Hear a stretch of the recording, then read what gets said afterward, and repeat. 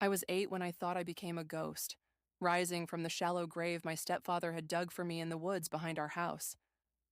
I still remember the moment of my murder. You can sense when someone hates you, right?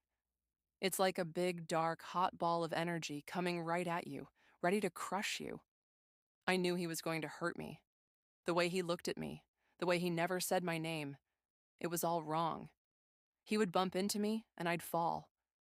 Once, I even tumbled down the stairs. I wasn't seriously hurt, just some bruises. Then one day, my mother was out. I tried to avoid being alone with him, but he cornered me in the kitchen while I was scrounging around the fridge for something to eat. The last thing I remember is his eyes as he lunged at me. There was a flash of horrible pain, and I heard myself scream. I tasted blood. Then everything went dark. My last thought was, "Welp, now I'm dead." When I opened my eyes, I realized I had become a ghost. My first thought was, now he can't hurt me anymore. Humans can't touch ghosts, and that made me happy. I stood over the grave he had dug for me and thought about what to do next. Ghosts go back to the places they knew, so I drifted back to the house. There was nowhere else for me to be. I didn't go inside. Even though I knew he couldn't hurt me anymore, I didn't want to be seen. I went straight into the basement. It seemed like a fitting place for a ghost. I found a corner and made myself a little hidey hole. Time passed. Sometimes I would sneak up to the kitchen in the dead of night. Then one night, I crept into their bedroom and stood at the foot of their bed. My mother woke up, sat up, stared at me, and then screamed. I fled back to my basement hideaway and never tried to go up again. Soon after, they left the house, and new families came. But they didn't stay long either. As fun as haunted houses sound, living in one is a different story. Families came and went, and I forgot how living people did things. Looking back, those years feel like a dream. My ghostly existence flitting through the house, the basement, and the woods. Time lost all meaning.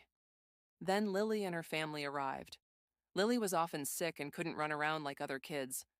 I heard whispers through the walls that she might not live much longer.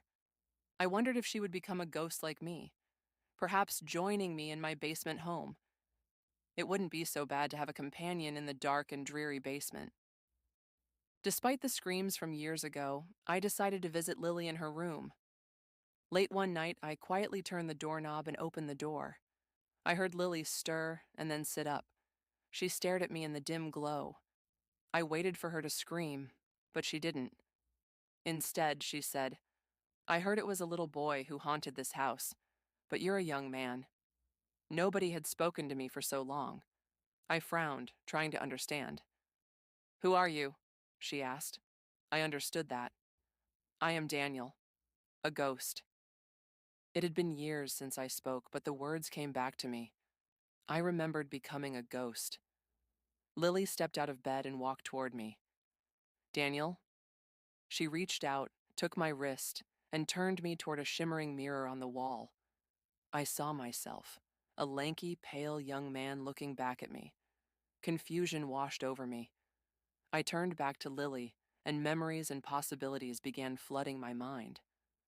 "Daniel," she said quietly, "you're not a ghost." I can still feel the warmth of my tears rolling down my cheeks. I closed my eyes, remembering that moment I thought I became a ghost. I had opened my eyes to see flecks of blue-black night sky and stars through the loose earth above me. My hands, scrabbling, pulling me out. I recalled the cool air on my face as I crawled out of my grave, walking home covered in dried blood. "You're alive," Lily said, and in that moment I realized I was. I was there in her room, looking into a mirror at myself, a young man. A car drove by outside, its bright lights illuminating my face. Lily sat me down next to her on the edge of the bed.